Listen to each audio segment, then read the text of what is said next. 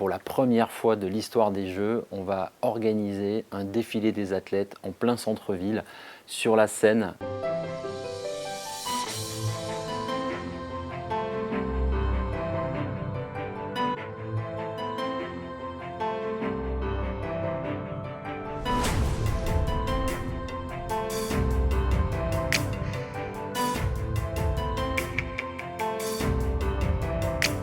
« 10 500 athlètes qui viendront de 206 pays, qui vont entrer dans Paris, qui vont traverser Paris d'est en ouest pour aller rencontrer et découvrir le plus beau paysage de notre pays, avec cette ville, avec des musées. Je pense au musée d'Orsay, au Louvre, au Grand Palais, les plus beaux ponts aussi, ce pont Neuf qui est le pont le plus historique de Paris. On attend au moins 600 000 personnes, c'est-à-dire 10 fois plus de personnes que dans un stade, au Stade de France par exemple.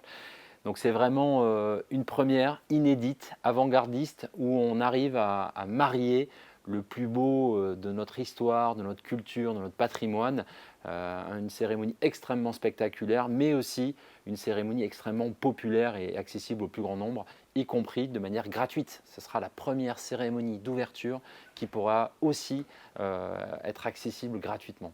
Paris 2024 essaie de repenser les Jeux, de voir comment notre pays est capable d'organiser des Jeux exceptionnels qui rendent fiers les Français.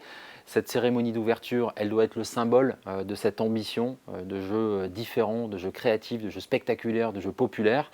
Et donc nous, ici, depuis 2019, pendant une grosse année, on a travaillé en interne sur comment est-ce que cette cérémonie d'ouverture pourrait être organisée de manière inédite et donc de la sortir du Stade de France pour aller en centre-ville. Je pense que là, Paris 2024 tient un nouveau format de cérémonie d'ouverture qui fait du sens. On veut vraiment montrer le meilleur d'un pays et ça fait du sens d'aller en centre-ville, découvrir la ville qui organise les Jeux, d'accueillir les athlètes par des centaines de milliers de supporters qui auront envie de les voir du plus près possible.